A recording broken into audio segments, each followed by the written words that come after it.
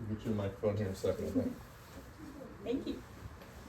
I'm pretty sure you guys all know me, but I'm Mary, and we're going to be talking about soil. I think I need a mic. So we did speeches at the schoolroom, and we were practicing for these speeches, and they're like, you got to use a mic. And we had 2 classes where they were just trying to get me to stop hating the mic.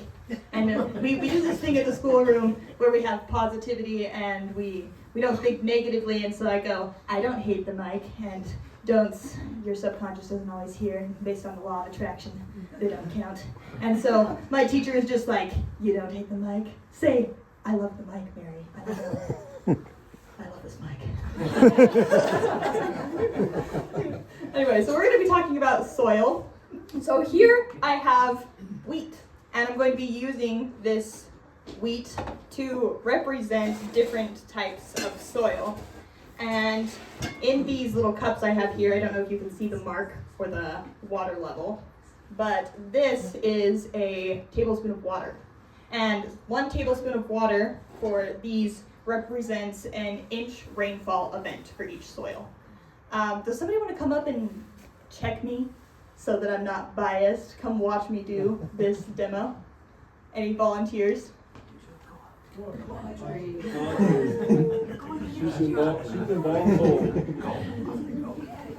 Okay. Welcome, Audrey. So Audrey is going to make sure that the level waters are right and that I'm not lying to you. That it is a tablespoon and that what comes back in whatever. And also, would you hold the mic? Thank you. Okay, so we have a tortilla, some flour, and then a piece of bread. And the tortilla is a compacted ground. It's just really compact from being driven on. When my teacher showed me this, he had this little cute toy tractor. I couldn't find one. My 3-year-old brother is a master of losing things.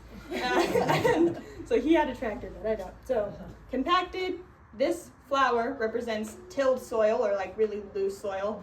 And then this bread represents our idyllic functioning soil, which is what we're going to be talking about. So, is this at the line? Yes. Okay. So, we have our compacted ground, and it's going to rain on the compacted ground, and then you get your runoff.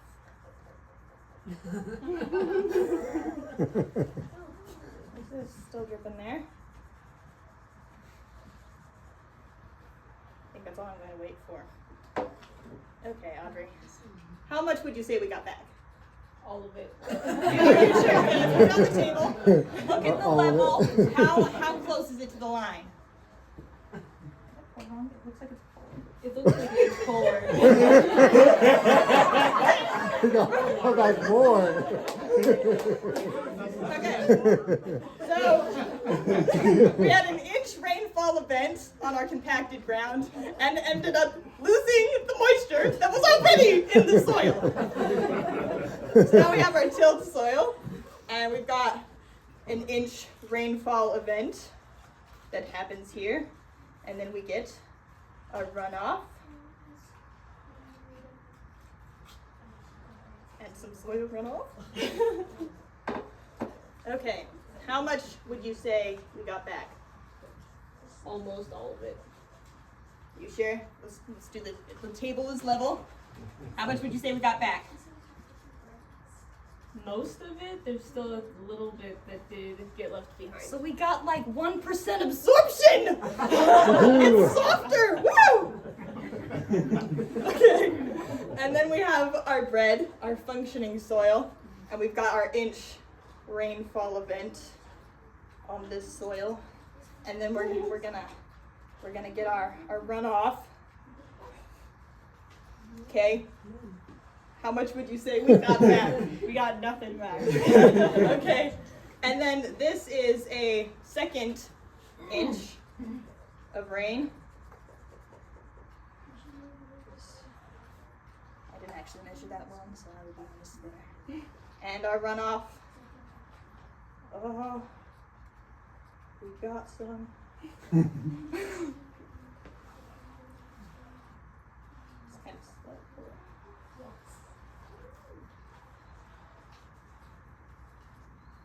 I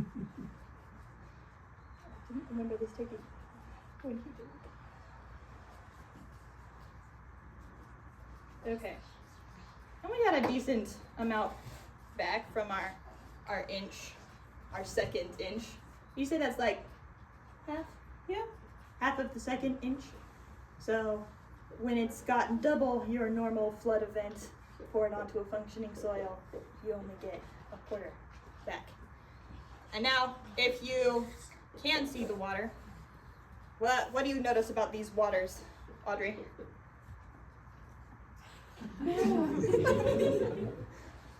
From what I notice is that one of them is clear. Well, two of them are clear, one of them is dirtier, and one of them is all the way like up to the line, and the other one is about a quarter of the way. Yeah, so with a compacted soil, you don't lose, or they call it leaching, as much, but you also don't absorb any.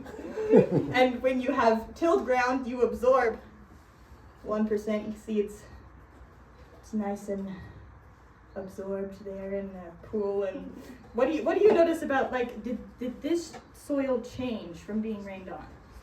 No. Did this soil change? Yes. Is it like in the same area? Yes. Kind of like moved Yeah. a little. And then this one, does it look very different than it was before? No. Yeah. So with the compacted ground, it doesn't change much. So you get water, but it doesn't mean anything for you. And this one, you get a whole bunch of curves. If any of you want to come see the flower, it's beautiful. There's like all of the channels. It's been eroded, and your topsoil's kind of everywhere. And so you got not much leaching, but not much anything. And then you got a whole bunch of leaching, which means all of the hard work you put into it when you prepared your ground here is gone, and you don't have the water. And then on this one, the water, first of all of it absorbed for the first inch. And then when you did end up having some rainfall, you didn't lose any of your nutrients or your seeds.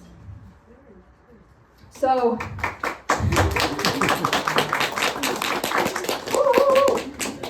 Audrey, I'm gonna ask you first and then open it up to everybody here, but what would you say is the main difference between those types of soil? That you need to make sure that it's not completely compacted, and tilling it makes it a lot, tilling it when it rains, like you said, the nutrients can go away, and then it can also take your seeds after you've planted. So you would want to make sure that you have the right balance. Thank you. So what I would say the biggest difference between these is one of the soils functioned and the other two did not. You have non-functioning soils and you have functioning soils. And that's what I'm going to base this on.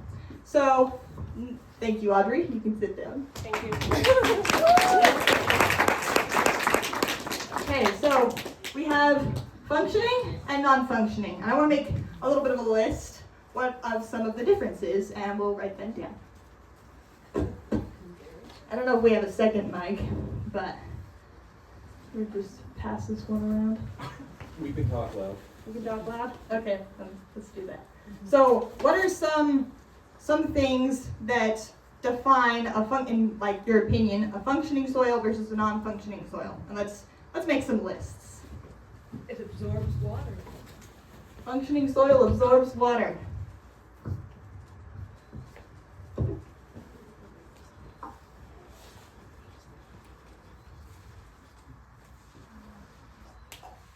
grows plants?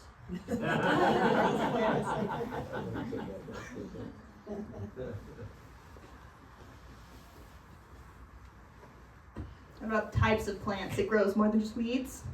So grows crops. Food.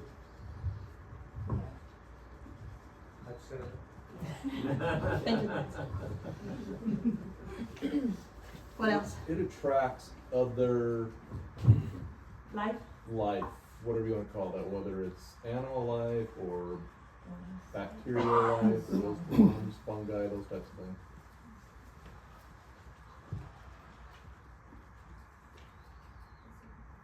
What I really like about this example that you gave here is it is all flour, like all of it. It's all flour. It's wheat. But the bread actually has structure to it. It has Structure. a place, for water, for oxygen, for everything to be A good absorbed. facilitator. Yes. And we can do both at the same time, I think, unless you don't want to. So. Non-functioning soil would be the ranch. Let's not put that one. Hey, we're gonna be nice. No hay for That's the I problem. hope it changes. There you go. Okay. Mark. The water makes the absorption go deeper. The water goes quite a bit deeper in the soil and get lower to your roots. Holds It makes water and it makes your roots go deeper and makes them. infiltration. Yep. Yeah. Holds and infiltrates water. Bring the nutrients down Yeah. further. Mm-hmm. Farther. Nutrients. Holds nutrients, maybe, unlike our tilled soil here. Anything else? Problems with? And like the attracts life, but the functioning soil actually already has life living in it. Is life. You could do that to attract something. So,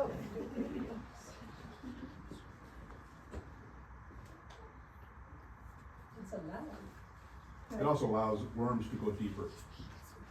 Night crawlers to get deeper.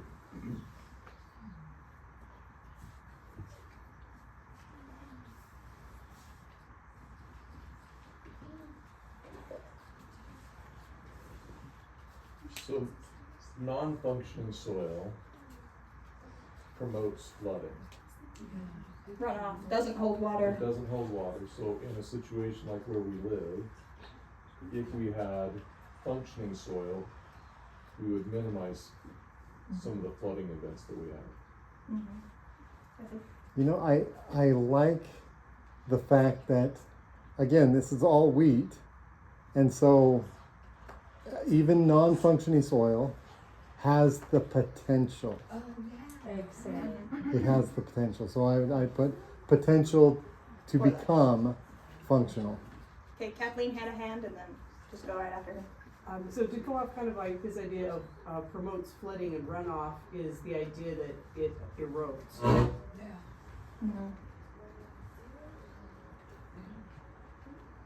Okay, go ahead. Yeah, going on David's comment about potential, it reminds me of my favorite story where my friend's football coach said to him, hey, this guy said, hey, you have great potential, like, you're super excited. And his football coach said, you know what potential means, right? You could be something that you're not. So the knots. Anyway, you don't have to write that. Potential's funny. I'm pretty sure we have non-functioning, so we've got knots. So somebody said that the ranch was non-functioning. What are some problems you have with your soil here? Go ahead, Kathleen, and then. So non-functioning soil has no fungi, very little bacteria. So it's dead. It's dead. It's dirt. Okay, Tyler, and Yeah, then. something that,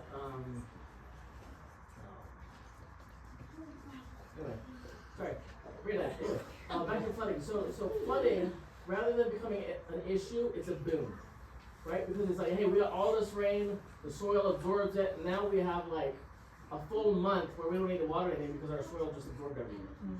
And so these extreme climate events actually become a boon rather than, than a disaster. Because they hold water. Do we have that up there already? Rain retention. I think absorbs water. Yeah, Floods are good instead of bad, because Mhm, we don't in a actually flood. functioning soil. We just Yeah. get a crazy amount of water and we can deal with it. Yeah, excess rainfall is no longer it's no longer a problem necessarily. It's like Alex said, a boom. And Becca had a hand.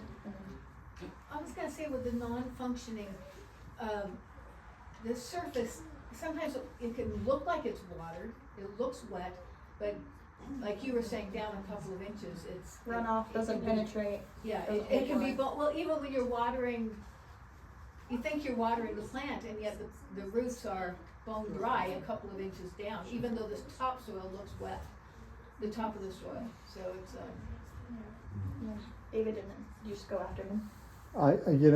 We were watering the lawn that we have in our front, Mhm. and runoff was a thing.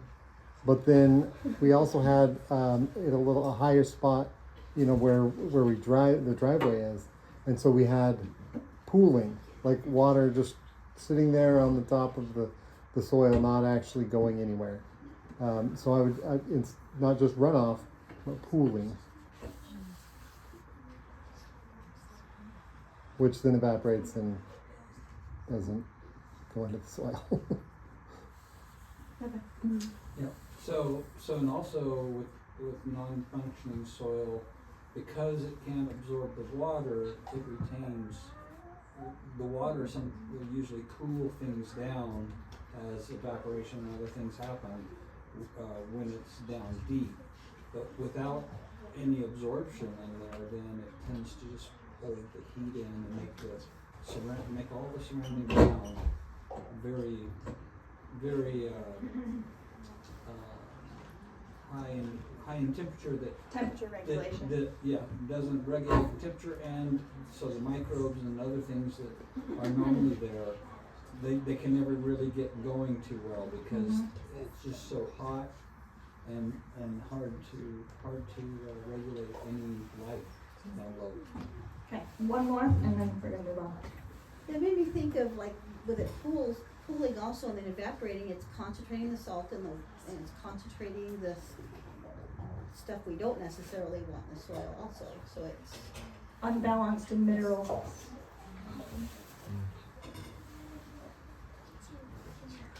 That's a really good point.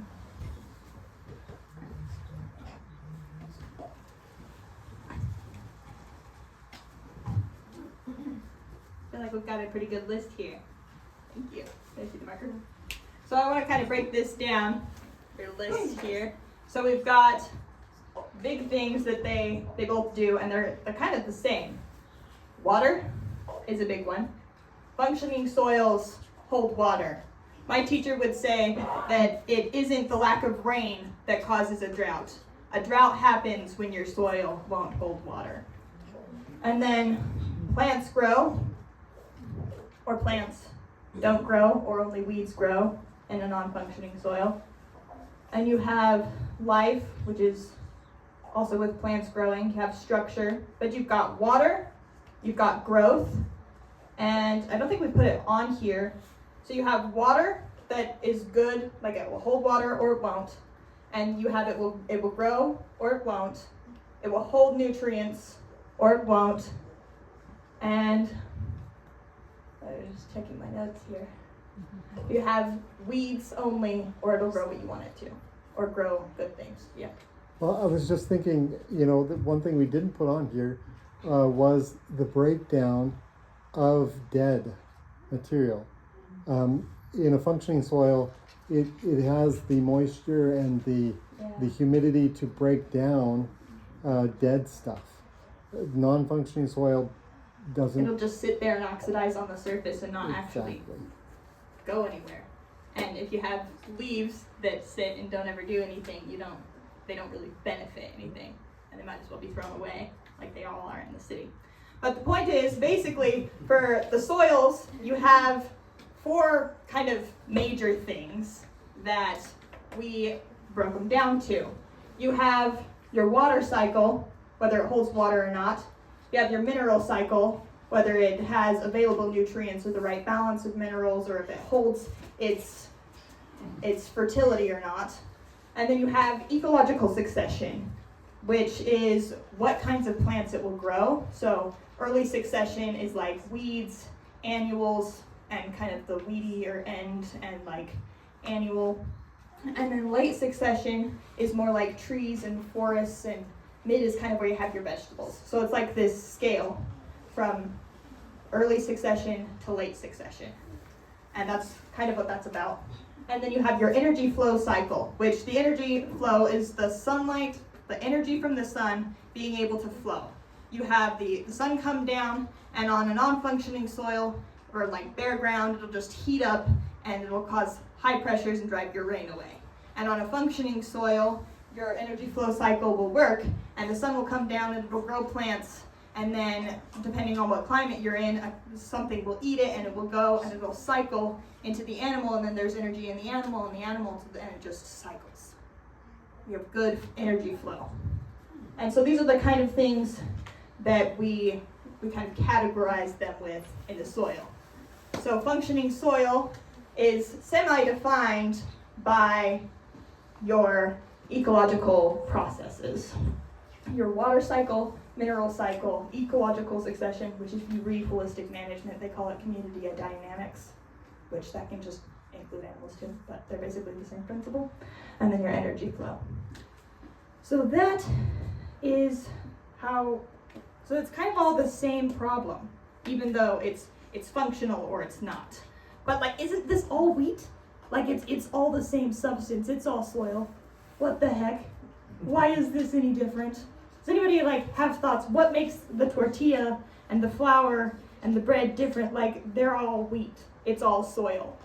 What's wrong? What's going right? Have ideas? Just shout out. What's different? Organic material in the soil. Okay, that's one. Structure. Yeah, what I think is cool is the bread, it has a bunch of holes in it that you really can't see, but it's like it's kind of like a sponge in that sense, because it has the structured parts of it which are stuck together, but then it also has a bunch of holes. And so it's kind of like the tortilla in that it's stuck together, but the way that it's different from the tortilla is that it has holes again. And I think that's interesting because apparently worms are a good sign if you find worms in your soil. And I think part of the reason why that is because they create holes. There's a term for that. We call it the drillosphere. You have the soil spheres, and that's one of them. Drillos means worm, and drillosphere is just the holes that are made by the little critters. Yeah. Compaction. It doesn't matter what soil it is, you can compact it so much so that nothing will penetrate it. So compaction is one of the things that we need to make sure when we put our soil down that it isn't compacted, and we can kind of churn it up a little bit so it's like the bread. But it all can be compacted to the point where no water can penetrate. I've noticed my soil changing a bit, and I have a bunch of those voles, or the kangaroo mice. I don't know what's coming Digging into my creatures. soil, but as much as I don't like them, and I fall in the holes when I'm walking around my property, I know that they're decompacting the soil. So I'm looking for what makes the bread different? It's all wheat. So what do you do to bread to make it not flour and not a tortilla? Kathy? You add living creatures.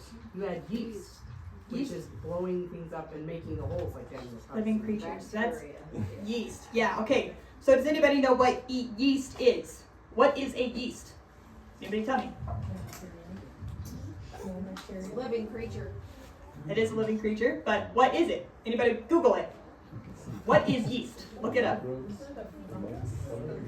It's considered a fungus. If you look it up, like what is a yeast, it's a type of fungus. And so this is my mentor's book, and in here we have lists of things. And in here, one of the lists that I memorized is the soil organisms and the microbes. And the microbes that are typically in the soil are bacteria, fungi, protozoa, nematodes, microarthropods, and then the other soil, they're not micro, but then there are enchytraeids, which are like little worms, and then there are earthworms. So yeast is a type of fungi and fungus is a soil microbe. So what is the difference between the wheat? One has microbes and one does not. One has microbes and one does not. So something that's also interesting, we talked a little bit about ecological succession, whether you have the plants that you have just weeds or the plants you want to grow, you've got a forest. And what's the difference there? You know? Why are there different plants? Has it just been sitting there longer? The amount of fungi. The amount of fungi. So our teacher would tell us that the definition, like what defines the succession you're in, is your ratio from bacteria to fungi. Bacteria is nitrate. And you probably all heard of nitrogen. It's a plant food. Nitrogen is what plants need, but there are multiple different types of nitrogen. And there are different plants that like different types. Nitrate is what bacteria is made of. I have this notebook here. This is my most prized possession. My fellow student sprayed it with water once, and I about flipped out, had a panic attack. It's a little bit there. But it dried out, and it's fine. It's my favorite thing in the world. But in there, I have a note from one of my classes, and it makes me laugh every time. And it's just air quotes. And then it says, "Bacteria is nitrate, like cow is beef - William DeMille." I love that quote. So bacteria is nitrate, just like cow is beef. You look at it and you're like, that ain't food. It's a cow, but it is food for the plants. It is nitrate. And fungi is ammonium, which is a different type of nitrogen. So the later succession plants, the stuff that comes back every year, or trees, stuff that like is longer lasting, likes more ammonium than nitrate. And your weeds love the nitrate. So bacterial dominant soils will grow a ton of weeds. And your more fungal dominant will grow a bunch of trees. And in the middle, somewhere, it's kind of hard to pinpoint, like broccoli is this step in ecological succession. We don't have it like that well pinned down, but the vegetables tend to be somewhere in the middle, mid-succession plants. And so that's kind of the difference here. So now we're going to talk a little bit about what about the microbes changes the soil. Why do they make it function? Why do they make it hold water? And they do some pretty cool stuff. Let me just check my notes because I got really caught up because this is my favorite subject on planet.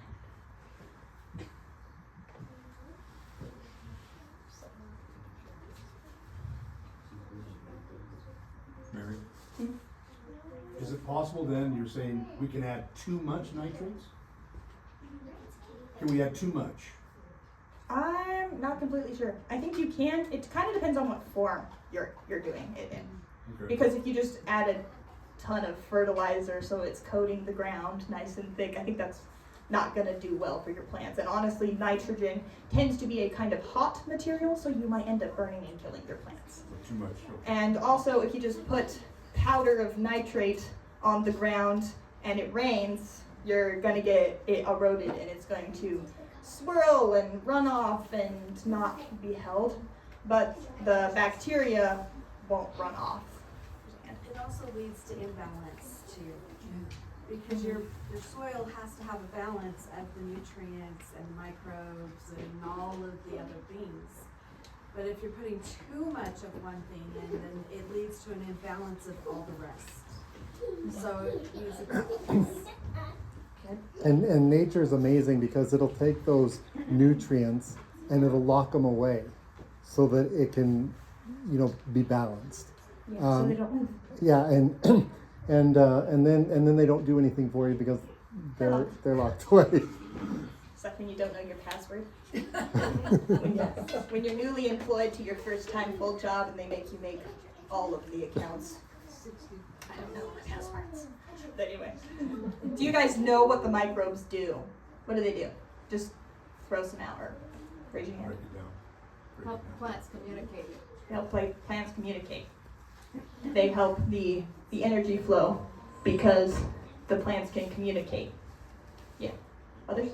Well, I noticed that in my greenhouse that straw creates mushrooms that grow up like to the sun. But the leaves, when they break down, they have like this webby, moldy look. They don't grow mushrooms, they grow white Hyphae. webs. Hyphae. It's a fungal hyphae. And those are one of the coolest things. There are many most coolest things on planet Earth, but that's one of them. So, I think the term is mineralization.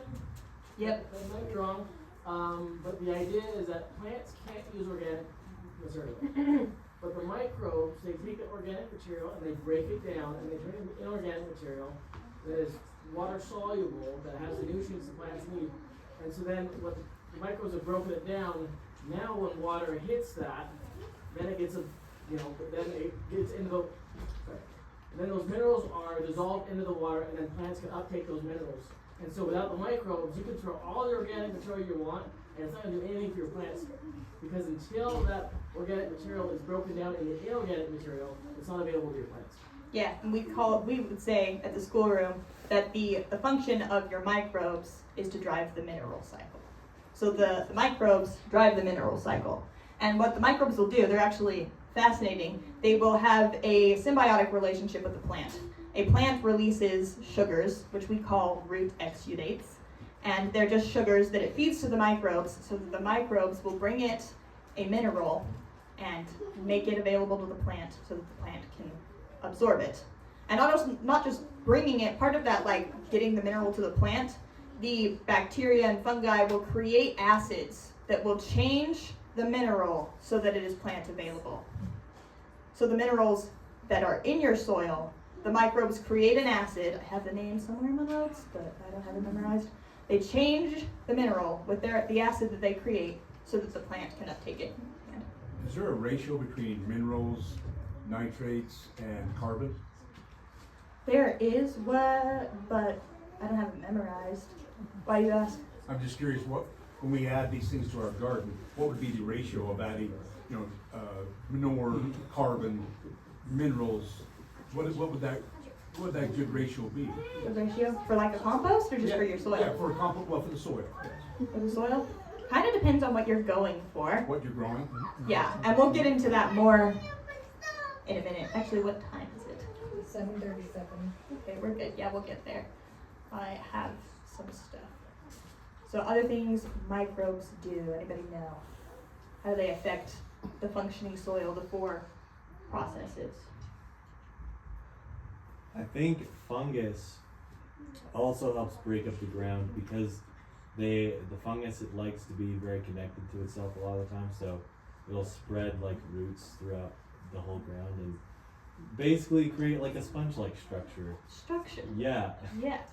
So we talked about how this has structure, and when you have structure, your soil holds water. Yeah. So the microbes will create a glue that will hold the aggregates together. And when you have aggregates that hold together, your water cycle works better because you don't have it running off. The soil doesn't erode as much because it's stuck together. If you've ever pulled up a plant, maybe other places you've lived, because I've pulled up several here and it doesn't happen, but if you pull up a plant and you see that a whole bunch of dark dirt is like just stuck to it. Have you ever noticed that? Mm-hmm. You pull up a plant here, is there any dirt like just sticking to it? No, you can see the actual root. It's completely clean.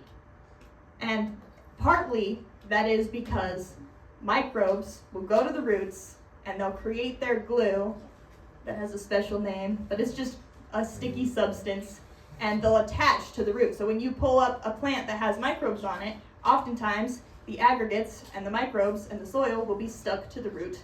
We call that a rhizosheath. You want to have a good rhizosheath because it's an indicator that you have microbes sticking things together.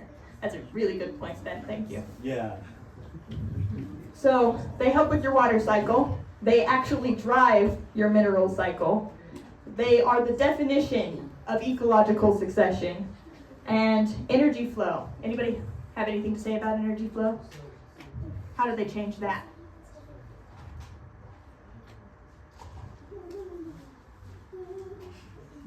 Well, if I understand your energy flow correctly, it's a succession of growth.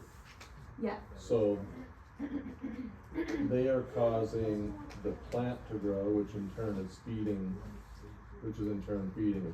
So they're kind of the early phase of that energy flow cycle. Yeah. And this kind of goes back to what Mark was asking, but the microbes eat. And the microbes, I'll just list them again: bacteria, fungi, protozoa, nematodes, microarthropods. Those are like the categories of microbes. Species names are fun to pronounce, so I'm not going to. But they eat different things, and we memorize those too. Bacteria eats green plant material, your greens. So if it's green and live and high in nitrogen, which is typically what green plant material is, they eat it.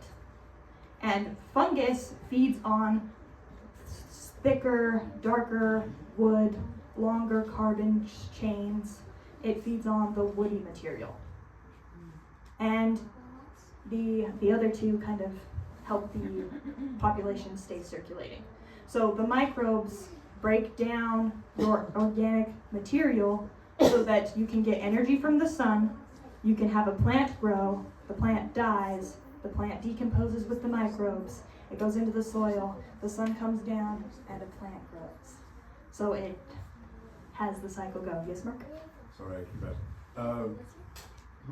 We learned that putting coffee grounds on the ground is really good, but we don't know what's in coffee grounds that actually helps. Is it mineral? Is it carbon? What is in coffee grounds that makes the ground so fertile? It's just nitrogen. Is it the nitrogen? But what is inside that coffee ground? What's it made of? Isn't it? It's acidic. So it neutralizes the soil, so the plant can flourish because it can't flourish in a very high alkaline. Is there any nutrients inside the coffee grounds? I believe so. So there's seeds, and seeds tend to have a lot of nitrogen so they can get going. You have a hand. So when the pivot area got tested, its pH was like 8.3, which is ridiculously high.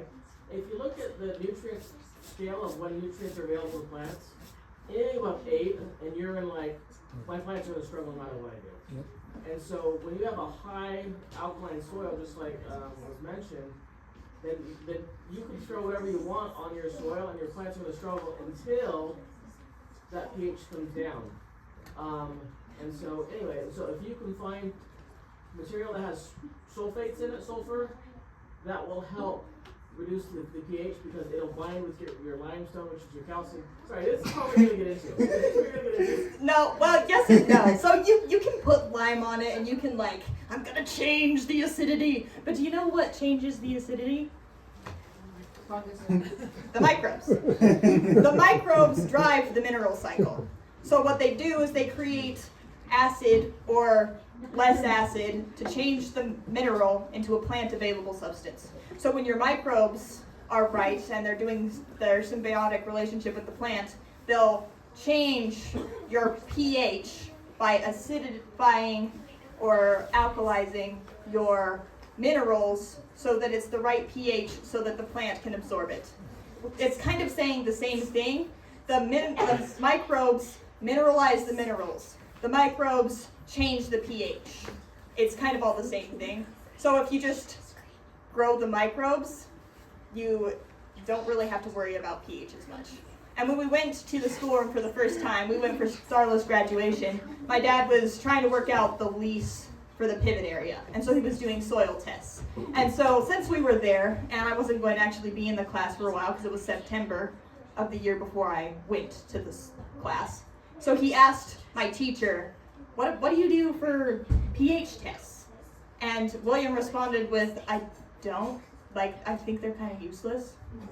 And that's kind of his personality, and we were just like, what? But after getting to know him and his principles, like, yeah, why would you test for pH? Because if you just get the microbes, it kind of doesn't matter. Because the blueberries need a different pH anyway, so if you change the pH for your wheat, then you just gotta change it again. But the microbes will get the wheat the minerals it needs, and it'll get the blueberries the minerals it needs. So it's kind of all the microbes. It's kind of So, but he was, because it is, like up at the pivots, it's so acidic, I mean, so, alkaline. Does it make sense to try and like jumpstart it a little bit or help it with something else? Or are you saying 8.3, which is practically toxic for all plants, figure out how to put the microbes in, which I'm sure you're gonna talk about, and then your plants are gonna be like, oh, I don't really care that I'm in 8.3 because all the little, I'm sending out the exudates and all my bacteria and the nematodes and everything's right around my roots, so giving me what I need. Is that really what you're telling me? That's kind of close. Let's get into that. So I think we've covered all of these, and you're moving us to a new section. That's great. So we have here our soil health principles, and you have mindfulness, context, no-till, ground cover, living roots in soil, animal impact and diversity, and keeping the ground covered with and living ground cover are separate, and there is a reason for that. But in class, we'd ask William questions like this all the time, and he's like, what do you think? And then the class would all go silent for half a second, thinking, and then all 12 of us would go, oh, context, again? It's always context. What you do heavily depends on your context. What you do for your soil is very different, and different environments are very different. I had my mom write up here somewhere. I should have looked at these closer first. The ecosystem processes. This is from Alan Savory's Holistic Management.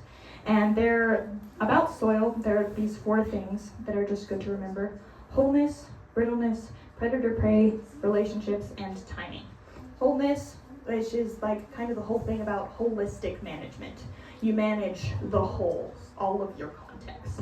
And brittleness has to do with your environment. How much sustained moisture you have. Typically they measure that in humidity, but it also kind of has to do with like temperatures and stuff. Because if you have a lot of water in the winter and then a dry summer, you're going to be brittle because you're going back and forth and it cracks easier. But if you're living closer to the ocean and you have just kind of steady water, then you would be called, what he called, Alan Savory, non-brittle. And that changes how you treat stuff. Because in a brittle environment, which here is brittle, so here your plant matter won't just break down on its own. My neighbors, last time I talked to them, were talking about these leaves that they had composting, and then they came back. How long was it later? A year later, and they check on these leaves, and they're perfect leaves because they didn't have the moisture to break down because we live in a brittle environment.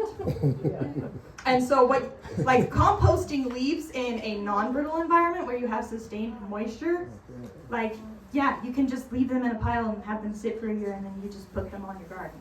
But here, with our context, you would have to water those leaves. Unfortunately, you would have to water your dead plant material so that it could break down because of the context in which you live in. And so that's kind of where it would play in. I actually don't remember what your original question was. Would you remind me?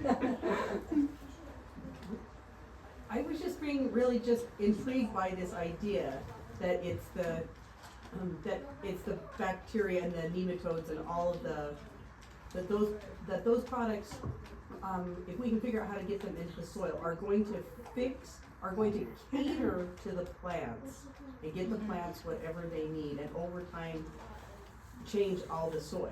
Like, because as we're all out here, it's always like finding out what is step 0.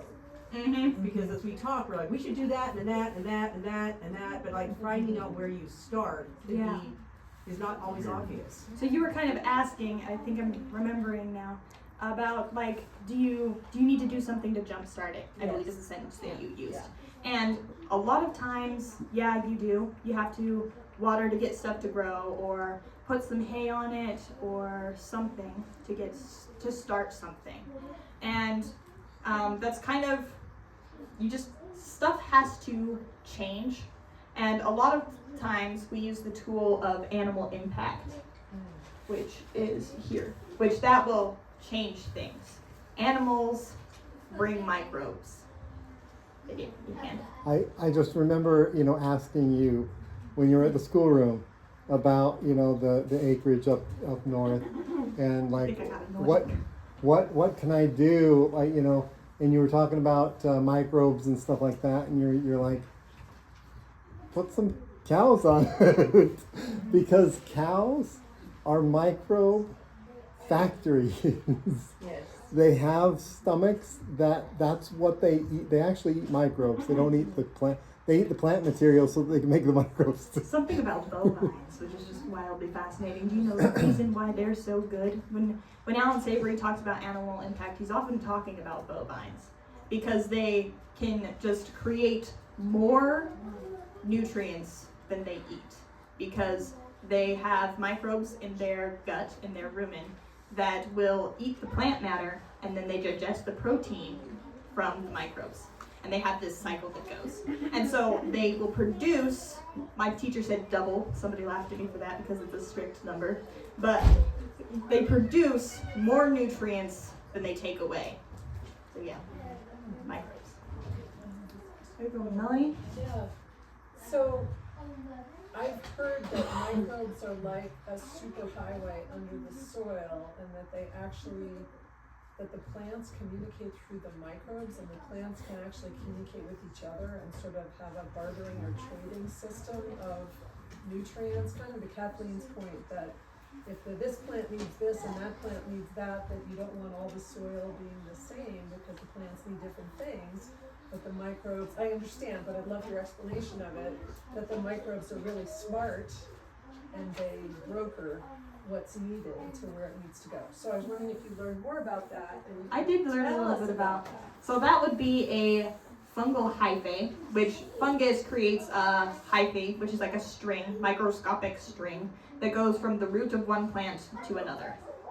And if you have like a fire in one area, and it's like killing all these plants, and then it gets over and these ones are like surviving, they have done these studies where it's like these plants prepared for the fire because they heard from the ones over here that there was a fire.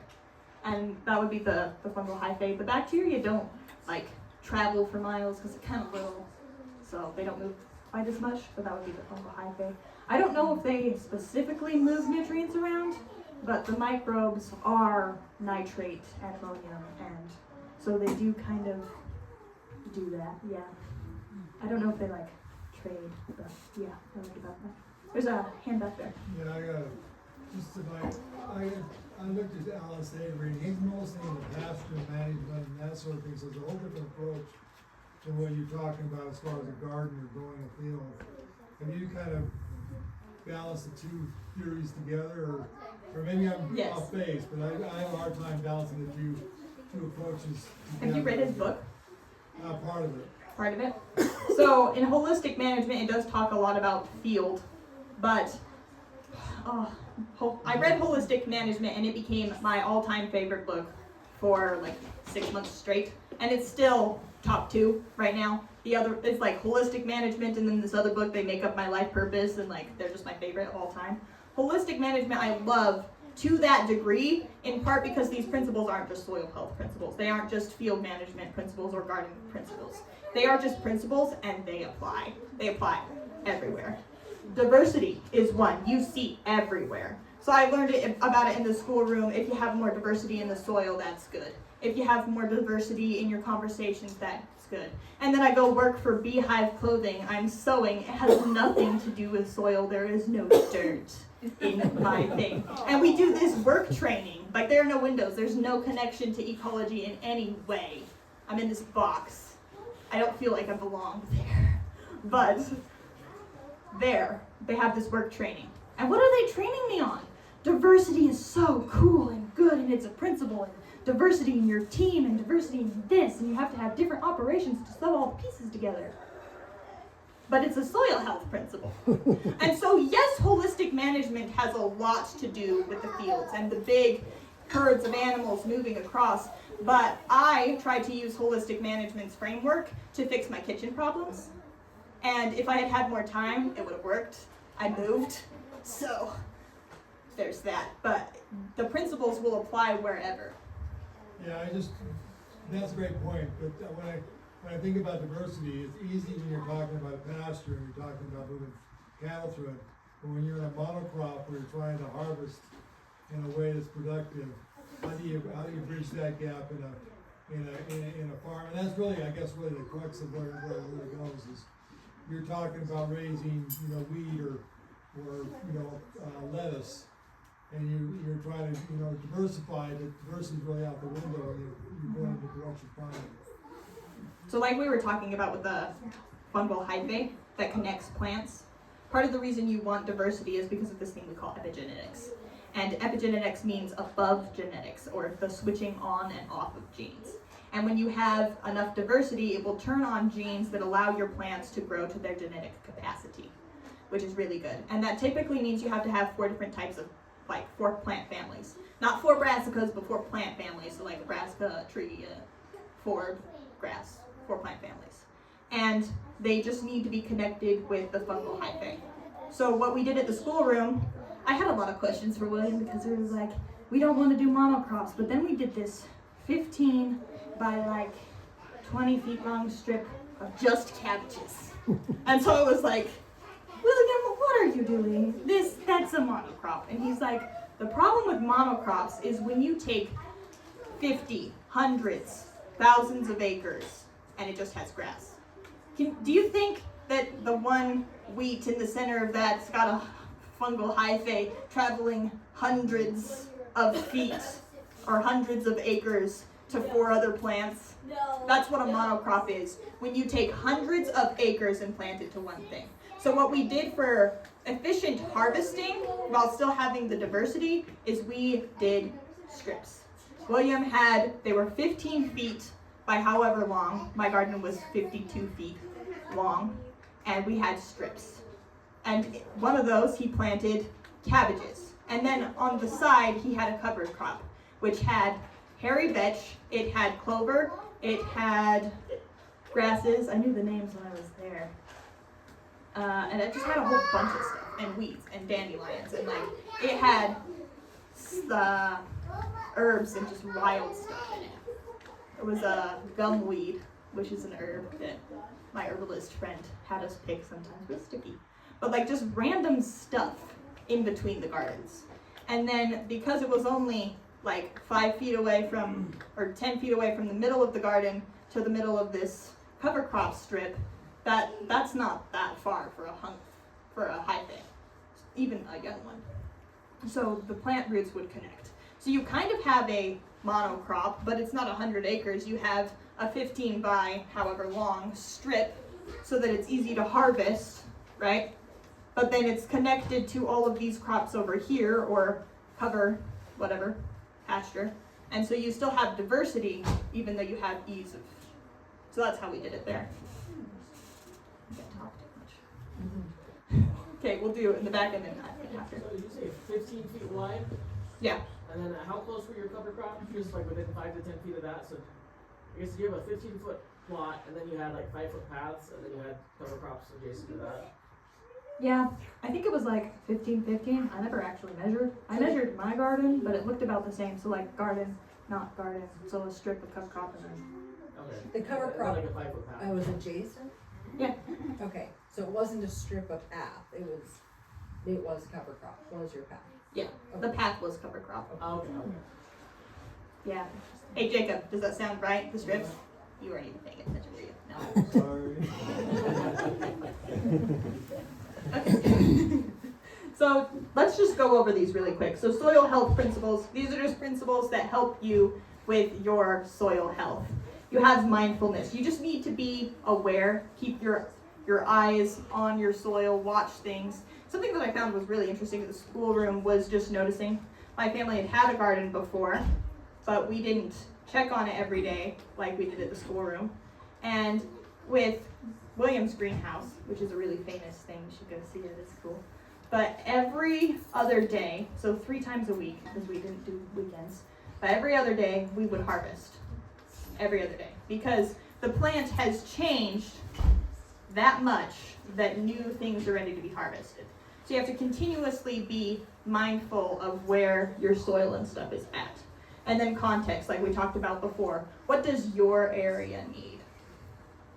because your garden context, you kind of have to make it what you want it. And so it's a very different context than if you're growing a pasture, though it can be similar. It depends on your context and your brittleness and like how much water. Because in some contexts, if you put up a sprinkler, you're wasting your time. And in some contexts, like if you don't put up a sprinkler, you don't have anything to waste time on. So you've got your context. No-till is mostly about keeping your ground covered. And tillage is something that is kind of a hard topic for me now, because I'm starting to get into agriculture and regenerative agriculture specifically before I went to the schoolroom. And I read all these books, and I was like, tilling is bad. It's always bad, and you just demonize tilling. There is a context for tilling. If you are in very late succession, you have a forest. The people who settled like New York and they're pulling out stumps, it's really, really late succession. And really late succession doesn't grow your mid-succession gardens. So tilling will break up the fungal hyphase and make it more bacterial dominant, bringing it to a mid-range. So in a forest context, tilling might actually be helpful. Now, that is not the case for the most of the world anymore, because we did it too much, because it's no longer within context to till. So that's why it's kind of a principle for today, because we're not tilling up any forests anymore, because there aren't very many to till up. You can't just go buy a forest and till it. So no-till is like a general principle for agricultural land in our context. Then keeping the ground covered and living plants. I memorized these, and then it was like, ground cover. I'm talking about planting a ground cover. So keeping and living. Why are you redundant in your list, William? What is going on? And so I was asking and discussing with the students, why do you need the ground covered and the ground covered?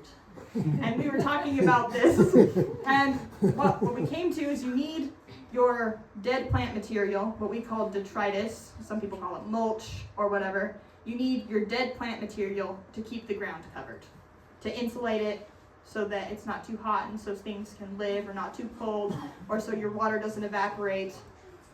And for lots of reasons, you need that dead material to protect it from eroding or whatever, and to feed the microbes. And for all the reasons, you need dead plant material over your soil. But if you just have dead plant material over your soil, it is your fungal food. It's your browns, dead plant material. But are you actually growing microbes with just your dead material? No, because most of the dormant microbes in your soil only come back awake as root exudates from living plants. So what you really need to do is cover the ground and grow plants. And then animal impact. Animals are fundamental to how ecosystems work. And it's a principle. You want your animals so that you're cycling properly. You don't really want your animals all in one spot too long, because they'll eat everything or trample everything or burn everything dead. And then when you move them, or if you don't move them, the soil's just kind of not great because it's overly grazed. It is overgrazed and stressed. So it needs some rest. And when you move them and have the cycle of animal impact, that's when you really get things going. And then diversity. You don't want a monocrop, and you don't want just one type of microbe. Yes, Kathleen? So I wanted to talk about the animal impact, because when we do that, the only ways that we've been thinking, and like Riverbed Rooted we've been watching a lot of films about how large animals in large spaces have a huge impact. And so I've been really wondering about if there's a way that we can have smaller animals, like in our garden environment. I can't visualize how you use smaller animals like in an environment. You know what I'm saying? Yeah. Yeah, how that possibly works. There are chicken runs or rabbit hutches that you can move. They're like little boxes of chicken cloth or hardware cloth. I don't know why I mixed those. Oops. The little boxes that you move the animals in. But like in your garden? I mean, like, It kind of depends on your context. So you don't really want them to be, see, this is why every time when we would ask William those questions and he'd be like, you know the answer, it's context, it's always context. It was either always context or always the microbes, and eventually the whole class would just answer instead. But yeah, so it kind of depends on your context. You don't want the animals eating your plants. So while you're growing them, you don't have animal impact. But a big part of animal impact is your timing. You are growing your garden so you don't have animals on it right that second. But what a lot of times you can do is put your animals on first and then move them and plant the garden. Yeah. I think Gabe Brown, so what he does is, so he has animals on a certain part of the year, and then after the animals move off, then he comes in, he plants his crash crops, and then by the time he harvests those, then the animals are coming back around. And so mostly, I think we could do it out here by having like a garden plot A and a garden plot B, and while we're growing in A, the animals are on B, kind of doing their thing. We have these rabbit tractors or chicken tractors going around, doing their thing. And then we're like, okay, now we're ready to transition or swap. Now let's move the rabbits or chickens over to A, and then let's plant in B. And so you just kind of alternate between the two. And that's great for big scale. It really depends on your context, because if you got a lawn, you don't really need to mind if they're eating your lawn. You can put your chickens on your lawn and have them mow it, and you just move them. And so they're okay to eat the plants there. In your garden, it would more look like having a herd there one year and then moving them and planting. Or in the winter, you have them there for a time, and then you move them. So it's mostly about timing with that. Yes. Well, I was just remembering you went to the schoolroom learning about no-till, and then the first thing, go ahead and tell the story. This is another thing, what's up with your monocrop? Another thing was we planted potatoes in this potato field, and so it was I don't know, the third class, and William comes in for class and he's like, I'm high from tilling my field, and we were all like, what? And he's like, yeah, I'm a tillage addict, it's addicting. And if you look up the science behind it, it actually is. There's something in the soil that smells really good and will give you dopamine, and so it is kind of addictive. But he comes in all like, I just tilled soil, and we're like, we just memorized these principles. What are you doing? And so it's like, I asked him, why did you till the potato field when you taught us you could put the potatoes on the ground and put straw on top of them? Why are you tilling? And you know what he said? Context. So that field was a winter pen for milk cows. And it's kind of hard to move milk cows as often as you would the bulls, especially if they're being milked, because you want to chase them around as you rotate them. So for their context, they just had the cows sitting there for an entire winter. And when you have animal impact on ground that long, it's not going to function well on its own. And so to use it, even though it wasn't a functioning soil, we tilled it and we planted potatoes and we had a harvest. Because it wasn't going to really grow grass well. It was compacted and it had too much nitrogen, and the microbes were kind of suffering because it was just all out of whack. But we tilled so that we could get something out of it, for context. I don't remember why I started that. What did you ask? Don't remember. That's okay. It's good. Okay.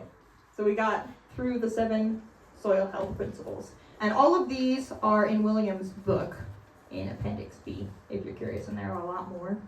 These were just the ones that I couldn't live without. Which book is that? Worry-free eating. So then, let's see which one we did. This one. This is probably one we should have started with, but context is such a big thing. How do you create a functioning soil? It's I talked to William several times because he has a greenhouse, and he's like, the soil isn't quite functioning. And he said that about every area on his farm. I was like, you're teaching us about functioning soil, and you don't have it yet? And he's like, yeah, we're working on it. I have more functional soil than most places, and blah, blah, blah. And so I was like, where can I go and see this thing we've been learning about? And he's like, so this mystical thing I've been teaching you about? But so how do you create this thing? You have a hand? Maybe you define functional soil for me? Oh, Make sure. so Because he said he didn't have it. So Yeah. I just want to make sure that I understand. So the context. that, when you say what is a functioning soil, that was actually a test question. And so the answer that I have memorized and pops into my head is a functioning soil is a soil that grows plants without inputs. When you have a plot that's fertilized and a plot that's not a functioning soil will grow the same as both. But a functioning soil has a functioning water cycle, a functioning mineral cycle. The ecological succession is pretty stable. You have what you call a climax community, which is a stable community of plants where things flow well. And then you have energy flow. Things are growing, things are being eaten, and things are decomposing.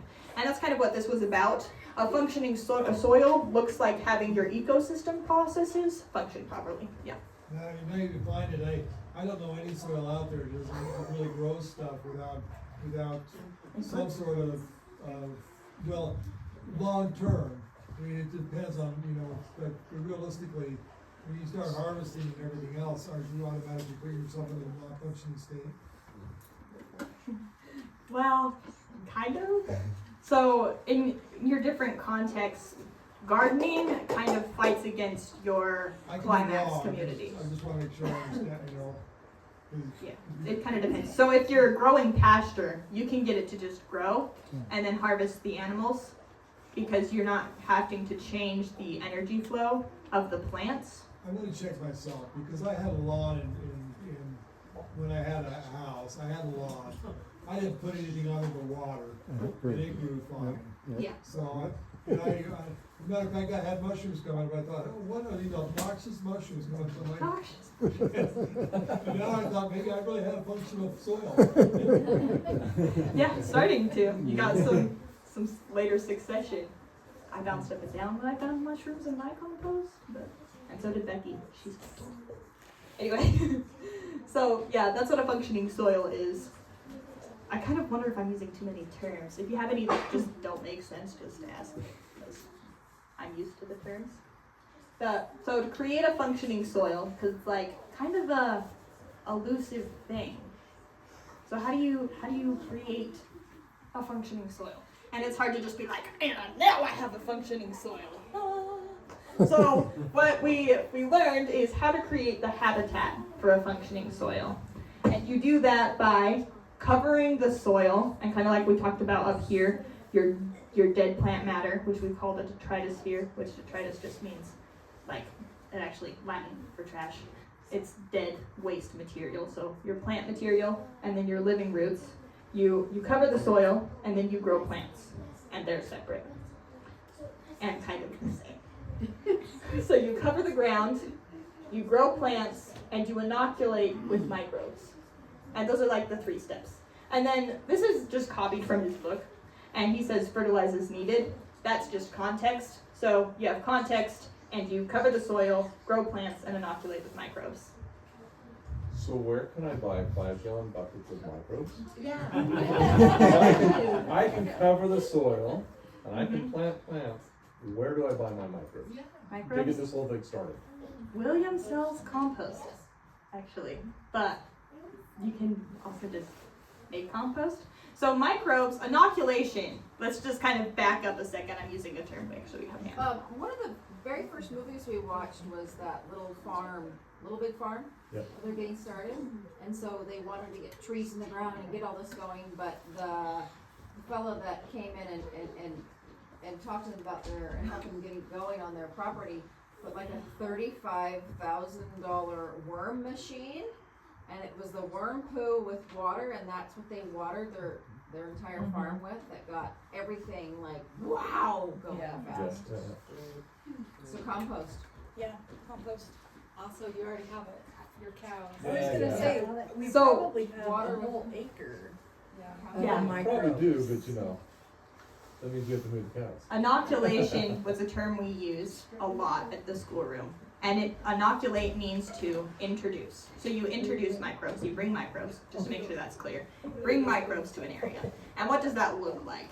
There are 2 main ways that I learned to bring microbes to a place. One, you make a compost pile, and you take some of that compost and you swirl it in water and make a slurry, or what we just called inoculant. Tastes really good. And yeah. So we called it compost tea or inoculant, and then you put that on your plants or over your area. And the compost that we made were called thermophilic compost piles, and just thermophilic because they heated up. And when they heat up, and you turn them, you've all probably heard about them. I learned a very specific way of making them and the ratios and whatever. But when it heats up, the heating up is the bacteria reproducing. You want to be hot like a compost. So your compost heating up is the microbe population growing. And so you grow the microbes and then you spread them out. And for the size compost piles we made, William said it would roughly inoculate about 100 acres for a pile that was like really big. Well, not like huge because it wasn't industrial size. I turned it, but whatever. Anyway, so that would like do 100 acres. But on even bigger scales, like you can't just all the compost and then over thousands of acres.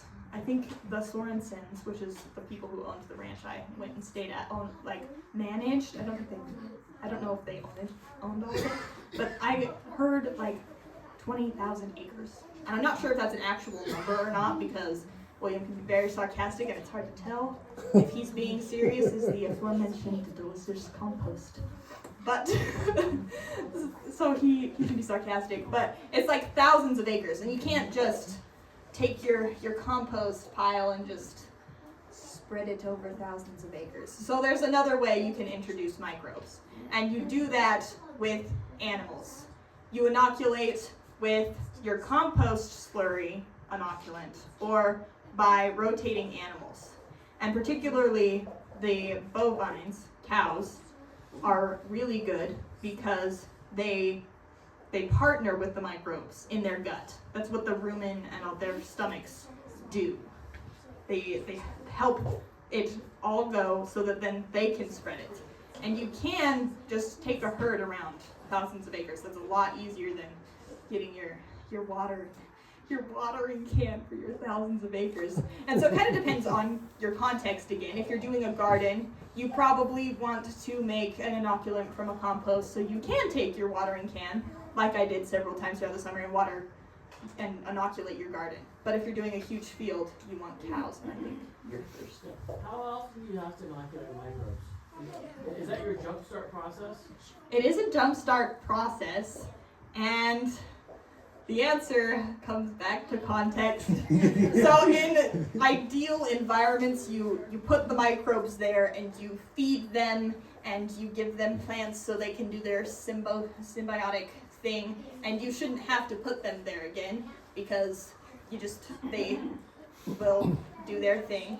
But in a lot of contexts, if you have a garden that you tilled so you could plant your cabbages that were transplants and you had to dig a hole and there's bare ground around the plant because it hasn't gotten big enough to shade the ground, some of those microbes are going to die.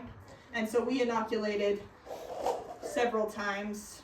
It was like every other week for a couple of weeks, and then we had a period during the growing season they were going too fast to like have it change much, so we didn't then. And then a little bit towards the end I inoculated again. And it kind of depends on your context. But yeah. So when you talk about thousands of acres that you're inoculating, is that thousands of acres of broccoli and cauliflower, or is it only just grasses? That would typically be pasture. So what do you do for non-pasture? For non-pasture, I'd still rotate. This is something I haven't done as much, but I am going to. My plan is, so I haven't done it yet, but I'm going to create strips.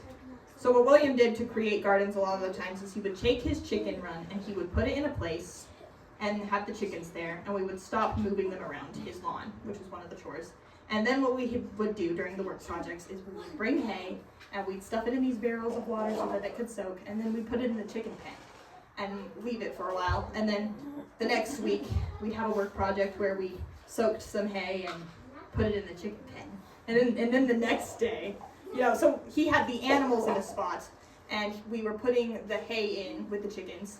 And then we eventually, when the chickens had killed all of the lawn that he was turning into a garden area, they had put hay. That's what he did. I don't know if you have to, but then he took off the chickens and planted into the hay. And so you can take your animals and overgraze for your climax community context for your grassland and change it to a garden, if that makes sense. And for big scale vegetable growing, that is a need in the world that we need more of, because the way we grow food is not exactly the healthiest for the food, because food that's grown with microbes and diversity grows to its genetic capacity with epigenetics. And with microbes, you get the minerals that the plants need, and so they actually do have the stuff to keep you going when you eat them. So it's healthy for the food, it's healthy for the soil, and people don't do it when it comes to growing food. Alan Savory's institute has a certification called Land to Market, which is where you can have somebody come evaluate your land to make sure that it is regenerating, and then you can certify your products as land to market. And there's a land to market seal, kind of like organic, except for it's a little more accurate. And then you have land to market things. The problem is there's land to market beef. I believe there's land to market wine from this great thing that they rotate somewhere far off. I don't even know if you can get it in America. And then they have like hay, maybe. So those like 3 things that are land to market. My business, when I come back from my mission, is going to be growing land to market vegetables. Regenerative agriculture in food production, because it's not something that is done as much. Kind of like how he was asking about, is this just for fields with holistic management? No. But anyway, I'm going to take herds of animals, either sheep, probably sheep or cows or goats, and get a herd, and I'm going to have, so like a basic plot, so it's like, this is like my lot, and I'll have a fence around it, so the perimeters of this notebook would be the fixed fence. And then I'll run strings of electric fence down. And like William did, I plan to do 15 feet by strip, and then 15-foot strip. And I will have them graze here, probably bale graze for the first garden, so that it adds the straw and the microbes all here until the grass or weeds or whatever is dead, and then plant into that as my garden. And then this second strip will be the pasture mix, which will facilitate your 4 plant families for epigenetics between the 2. So this will be my cabbage, which is what I'm going to start with. And then this will be the pathway between the gardens, and you'll have an electric fence line here that I can just put up or take down. And then I'll move them over to here and make that into a garden and plant that, and then have a strip and a strip. And when these get too tall for me to walk in between my cabbages, I'll have them graze it. Not as intense to create a garden, because you can have them graze the ground bare, or you can have them graze it to where you typically want it to be, which is the rule of thirds. You bring your animals in and you want them to eat a third, you want them to trample a third into the ground, and you want them to leave a third alive. And that gives the green material third on the ground so the bacteria can eat it.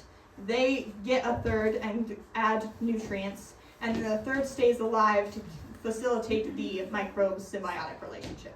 So rule of thirds with this one, but on this one where I'm creating a garden, go extreme overgrazing, so it creates bare ground basically, which I struggled with the first of our gardens, because we had bare ground. I'm like, but we learned all this stuff about bare ground is not cool, so why are all of our gardens, all 17 of them, bare ground on the first day? And that's because seeds, particularly of your vegetables, tend to need bare ground. That's another thing I'm going to try to work on.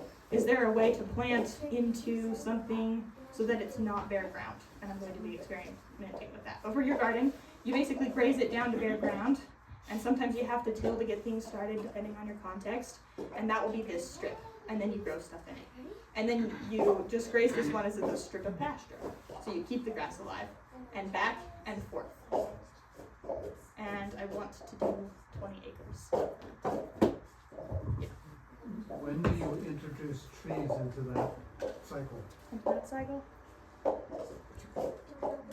So Context? context. Yeah. This is the context, you're creating this garden, right? But what you said in the beginning was, the ultimate is to be able to grow trees. So. That is so the we're latest trying- succession. So we're trying to reach that point to where we can grow trees. If that's the context you're going for. So there's a principle we learned about that we call climax community. And a climax community is a stable plant community, or plant and animal like ecosystem. And some climax communities are grasslands, where you have your annual and perennial grasses, and they just have a community and it just kind of works. And it doesn't really need to change or go later succession because it's a stable community. And then there are forests that are stable communities, and they're all trees and stuff, and it's a climax community, but they're different. So you can have different climax communities, stable communities of plants. And the latest succession, like the highest fungal, and the latest, like the longer lasting tree forest succession, that's a later succession. But it's not like always the ultimate goal, because that depends on context. But for when to plant a tree, you can plant a tree when you want a tree. I would probably recommend like grazing and growing some early succession plants first and getting the soil covered, stuff growing, and having microbes, and then you plant your tree so that it has that. We planted some trees and just put some of our inoculant, our compost slurry, on the trees. But he had grass, so we like dug out the grass and then put the tree in and then inoculated it and fertilized it. So it does kind of depend. There's a lot of permaculture principles about when to plant a tree. It kind of depends on what you're going for. If you just want a tree, you can get a tree. I would love to have an orchard that's functioning with growing fruits out here on the property. And I'm starting with this used to be dead soil, right? And you're talking about a process of introducing microbes. So you're kind of asking how to change the succession? Well, I want to achieve the succession of being able to have successful orchard. So I think I get what you're saying now. So succession, you want the plants that are like trees and shrubs that last longer. And when you have succession, you want those plants like fungal dominant soils. So you want to get it to a place where it has high fungus, which is really good when you get fungus from your inoculant and you put it in there, and you can change the ratio from bacteria to fungi so that it will grow trees better. So inoculating with microbes and covering the ground. For the fungus likes dead plant material, so you'd use mulch to get it ready. But you can also like start with a later succession, like an annual grass is a really early succession plant. You grow that up, and then you can roller crimp it or add some more annual later succession grasses that come back every year. I mean perennial, not annual. Sorry. You add the grasses that are later succession, and then once it's more later succession, then you add shrubs, and you can do it by layers. And there are permaculture layers. I can show you your plant layers, where you start by covering the ground, and then you create an understory and overstory and fine layers. They'd kind of like be like, is that what you were asking? Yeah, so how many years it was gonna take me to where I'm at the point that I should be planting my That's tree? the real question right there. How many years? So how long does it take to change your succession? So that I can You can have a plant trees? successful orchard.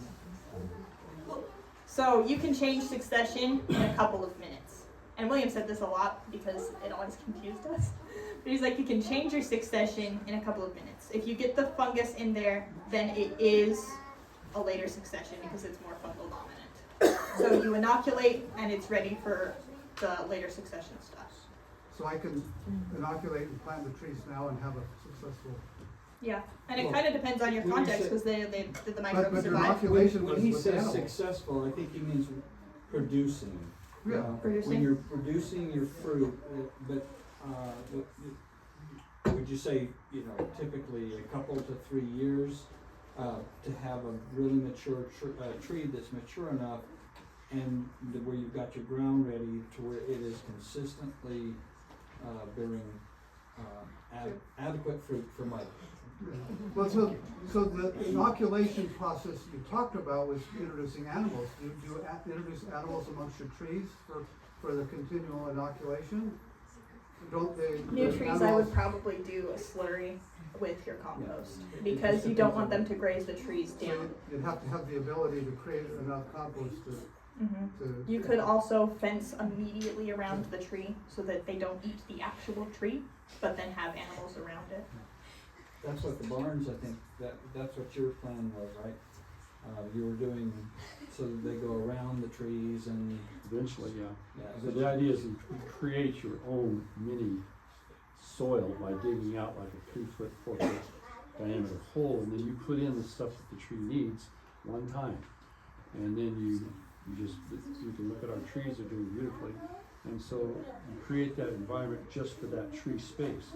And you don't worry about the whole orchard because that's impractical. So you just dig a hole, prepare the soil, put the tree in, and then watch the tree grow. And you add what it needs to be added. So we add goat manure and hay, compost, and on a yearly basis or twice a year, just let them go. But a mature tree, 5 years.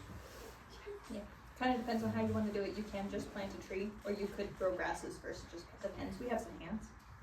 So, I like your order of operations here, because I know that, there's like a compost tea that's sold out here, and, cover the soil, grow plants, inoculate, because I was thinking of the Mike's thing, like, your environment needs to be conducive to the microbes surviving before you try to add them. Like, if you're like, hey, I'm gonna plant a garden here, I'm gonna throw out some compost tea, it's not gonna help because they need plants to provide them with the nutrients so they actually survive. Yeah. And so you need to have the plants there, and then you add the microbes, and then the plants and the microbes can work together. But, so yeah, the order of operations, so in the case of the tree, I was thinking, well, if you're gonna inoculate it, you need to have material there, like wood chips or something, that the fungi can interact with and break down and use before you inoculate it, because otherwise, you're just gonna put them on bare soil and they're just gonna die. Yeah.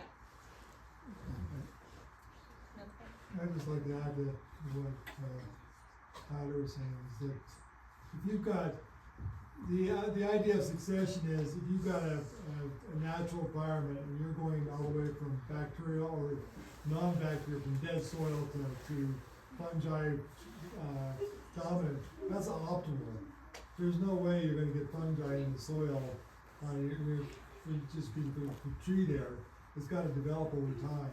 And that's why you don't have no-till. I mean, as soon as you put a tree in, you till that area out, it's not got any fungi in it. So you're gonna have, you plant your tree and you put it in there, and one time maybe you'll get enough fungi, but it's actually for optimal. I mean, I think the ideal is that you go to these forests and you see these great big redwoods full, these old forests, see these great big redwoods going up, and they say, hey, how much plant life was generated in this fungal dominant soil? And they say a huge amount, and they're able to produce a lot of material, a lot of plant life for a soil.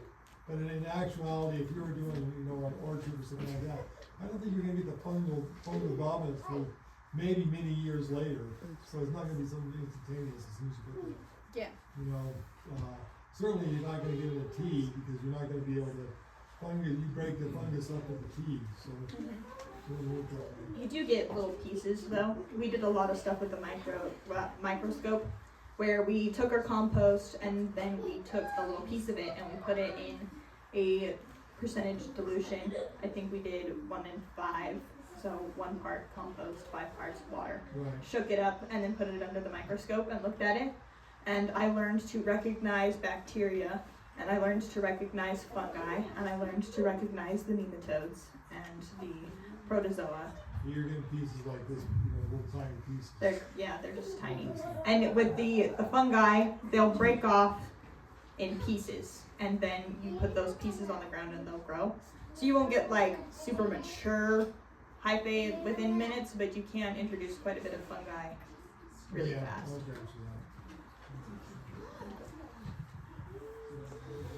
I think I went over these, and this is kind of just good to know, because not all of the things that just kind of happen and are kind of annoying are bad. When you have weeds, it's a sign that your ground really wants to be covered really fast. So weeds are the fast biomass to cover your ground. They're just ground cover. It's not that the earth hates you. And the pests that you have, all these awful bugs that eat your stuff, they are the cleanup crew. If your plant is sick and dying and the bugs sense that it's no longer really any good to be a live plant, then they'll attack that plant and turn it into something usable. And so they're their cleanup crew for sick plants. And same with your diseases, they're a cleanup crew. And there are other ones in here that whatever you want to talk about. Yeah. So cover the soil, grow plants, and add microbes. Yeah. Now, does that apply to all diseases? Because I've heard like some diseases, if the plant gets it, you take the plant, you take it 100 miles away and you burn it. When you burn it? Yeah. Well, like blight, for example, right? If your tomatoes get like a blight or whatever, you gotta get rid of it as quick as possible. Because it'll get in your soil and it'll stay in your soil. At least that's the theory, right? Well, that's what I've been told. So, yeah. You know, but obviously I've been told inaccurate before. So, are all diseases fine? It's just, hey, I have a problem with my plant and I just need to do better?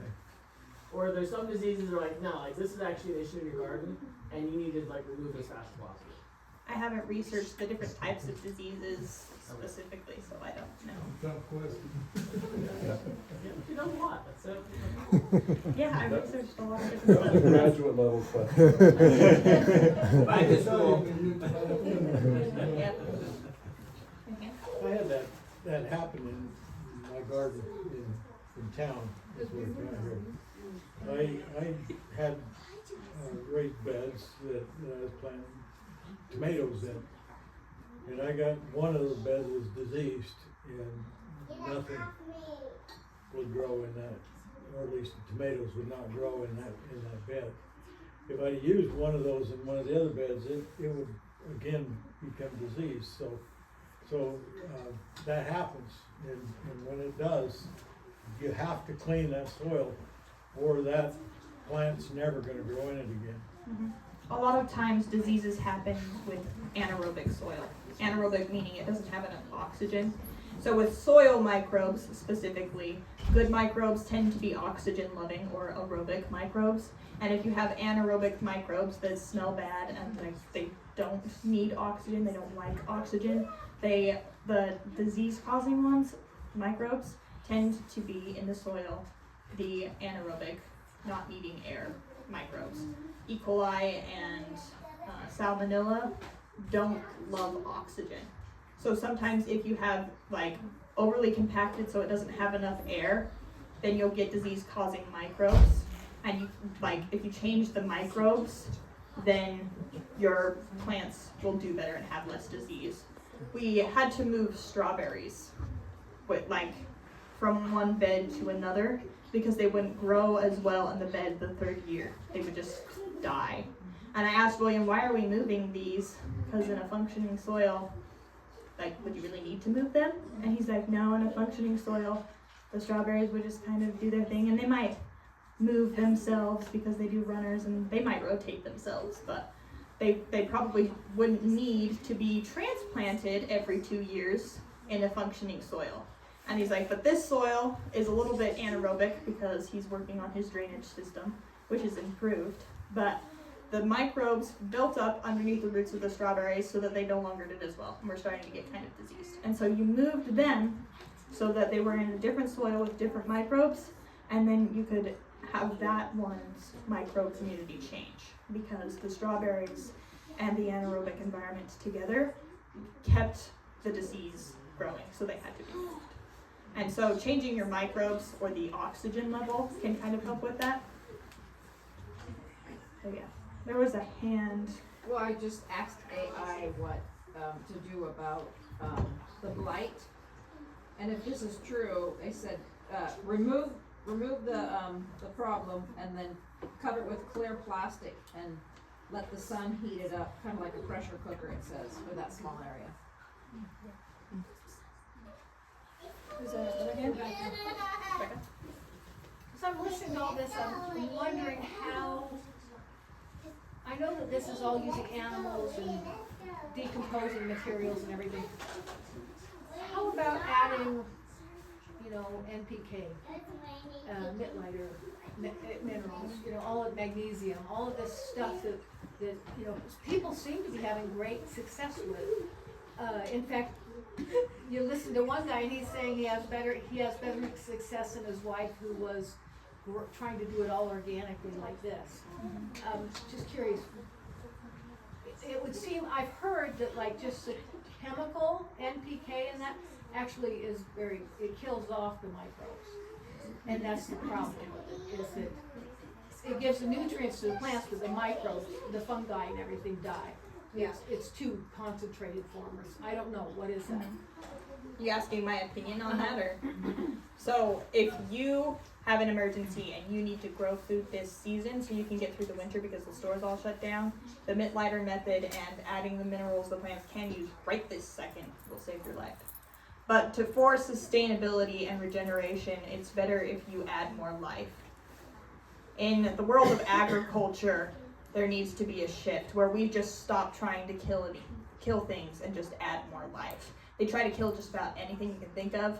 They have all the sides, herbicides, fungicides, biocides, pesticides. They have sides to keep certain plants from growing in only one kind of plants. They're always trying to kill something. They're tilling, which kills about 50% of your microbes, sometimes more, really, really breaks up your fungus. And they're always killing. And it's more sustainable to just add life and have diversity, because diversity helps.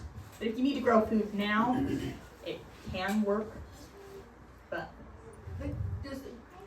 like the Mittleiter, it's a balance of minerals and that. I'm wondering if it actually helps the fungi and the microbiome actually have the nutrients it needs to flourish. You know, because it seems like it's not just short term. It seems like it's long term. I'm just, you know, trying to understand how this principle works with that principle and how the two work together optimally. to me, if you need to use the Mittleiter method, that seems like an indicator that your mineral cycle is broken. And you fix the mineral cycle by adding microbes, because microbes drive the mineral cycle. And I'm not exactly sure how Mittleiter works. I haven't done it. But I don't like the idea of being reliant on the minerals and the fertilizers. I want to be self-reliant. There's a hand here. Yeah, okay. So I'm a strong Mittleiter advocate. I also see the value. That's why he's in the back of the class. That's why in the back of the class. There's the door. No, diversity! I want to hear him all the way through, and can you please teach me? Yeah, so here's my thought on it, because you know I've read Dirt to Soil by Gabe Brown. I've seen some of his lectures and things, and one thing that he points out is like don't stop fertilizing yourself. So he's talking to farmers, like don't stop applying fertilizer because you're going to kill everything, right? You're going to lose your crop. And transition over time. We're in a position out here. So this is totally my opinion, where we have very dead soil context, right? And we need a way to grow plants and to get stuff going. And so in my mind, adding fertilizer, getting those plants growing, getting them healthy, and then doing the cover crops and using that to get things jump started. Because from my perspective, like I think the theoretical, over the course of 20 years, you can fix your soil. That sounds nice, but that's not really practical for me. And I know it's not practical for a lot of people out here. I want something that I can start getting good crops this year, but I can, to your point on self-reliance, slowly transition it. Because so Gabe Brown, on his stuff, he had been doing it, regenerative agriculture for 20 plus years. And somebody came and finally said, hey, you don't need to fertilize your stuff anymore. He's like, what are you talking about? He's like, and the person just said, your soil is good enough now that you no longer need to fertilize. And he's like, okay, we'll do an experiment. So half, he kept doing his NPK, the other half he stopped, right? And he'd been doing cows for a while, he'd been doing, he'd been all this stuff, so his soil was good. And there was no difference in the crops. And that was on the year after fertilizer, right? Which means that the fertilizer didn't destroy the soil, didn't kill everything, didn't make it so the ground is barren. It's just, it helps, but it also costs money. And it, you know, and it gets rid of this concept of self-reliance where you keep relying on this stuff. So from my perspective, based on Gabe Brown's experience, the fertilizer is not going to kill everything, it's not going to destroy all the microbes, and it's going to help jumpstart your process, but it's also not a good long-term solution, because if crap hits the fan, fertilizer's not available anymore. I mean, you may store a bunch, but at some point, you just want a system that it just works, and it works consistently. But that also gets to the cover crop thing, like having enough seeds and making sure you gather seeds for the cover crop, because cover crop seed won't be available either if crap hits the fan. So it's this weird, like, how do you make sure that the weeds do plant themselves, though. Yes, some things do plant themselves. Sorry, that was a very long-winded, but yeah. Good. I have some hands. Let's go. And then read. This is respond to you. My understanding is that if you start using fertilizer, when you use fertilizer, you basically, because of the osmotic pressure, you basically add a salt. Basically using a salt and slug or some bacteria or anything else like that. What happens is the osmotic pressure just destroys bacteria altogether. So I don't know if the two are compatible. I think they can be compatible to a point. Fertilizers and inputs of all kinds have side effects, and some of the times when you add fertilizer and the salts, it'll settle down to your hard pan, and then you'll get salt on your hard pan and it'll make it really hard. But the microbes can change that and stuff. But I don't think you can build microbes. I mean, maybe what you can do is you can build crops and add carbon to your soil. Maybe that's the way it goes. I don't know. I'm just speaking, just trying to gather the two, because it's hard for me to believe you can put fertilizer in the ground and continue having microbes in the ground, but you can, increase your carbon content. So in regards to Gabe Brown has, he's talking about, functional farms, and you just don't turn a functional farm over just, one year to the next, and expect you have yields that will keep your farm up and running. That's what I think his context is, not that it's a successional plan to go to regenerative farm, and so he's talking about taking steps before you go jump in all the way. I think that's what I think it is. So I disagree with you, but we can move on to it.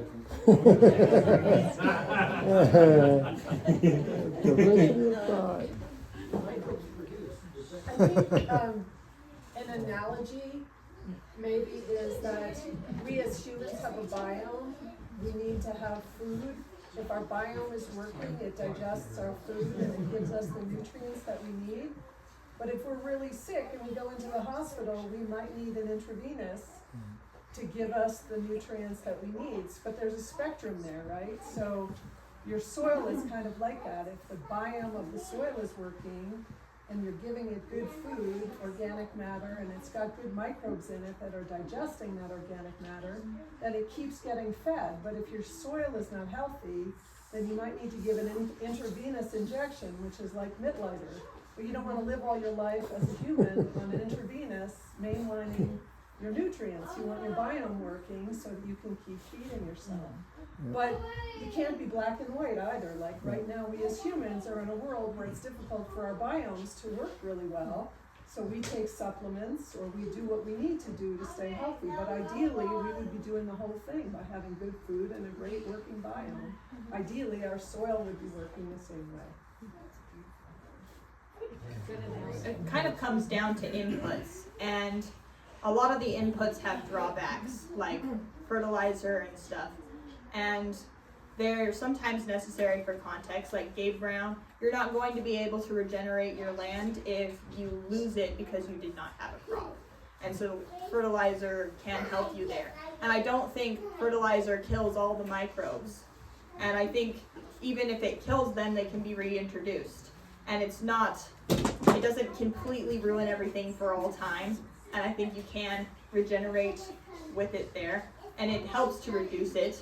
But with inputs, There are many, many, many things, interventions humans do wrong. And you can say tillage is something that humans mismanage. If you're turning a forest into a garden, it can be good, but tillage is often used wrong. And fertilizer can be a great tool in a certain context, but it can also often be used wrong, create hard pans and mess up the nitrogen cycle, and all the things. And animals can be used wrong if they're left right, too long or too far in between. And so it kind of leaves the question, and this is what I'm feeling in the room, the question, what can we do? If you can do anything, what do humans do well? Because they do fertilizer poorly, they do tilling poorly, they do management of animals poorly. So the one thing that humans just do well is water. If there's one thing you can do, water. Because your water is the thing humans historically can do right most of the time. So water. Excellent. Well, and cover the soil.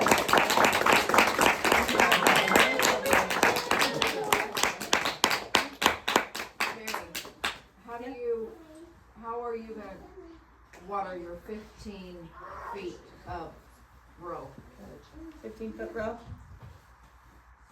Your water depends a lot on your context. And since I don't own the land yet, I don't know. It could be sprinklers, it could be flood irrigation, I could be doing it with a hose by hand, I'm not sure. What did you do in your class? In my class, we had sprinklers and hoses, and so he would turn on the sprinklers once a week, but for sprouts they need it twice a day, or 3 times a day, and then once every other day, and so on, until they're big enough that once a week is good. So we watered with hoses, and they had a well. And I really liked William's setup because we lost power one day, and we needed water for our gardens, but the well was not working, and he has mountain water that comes through hoses. So what we did, we hooked up a whole bunch of hoses from the mountain over to the garden one time. But it was a mix of sprinklers and well water, and occasionally, when the power was off, mountain water. I think we're kind of wrapping up. So to conclude, what do you need to do to create a functioning soil? Humans are really, really good at watering, so water. And then cover the soil. Put that dead material on there. Actually grow something, have living plants, and add microbes. Thank you.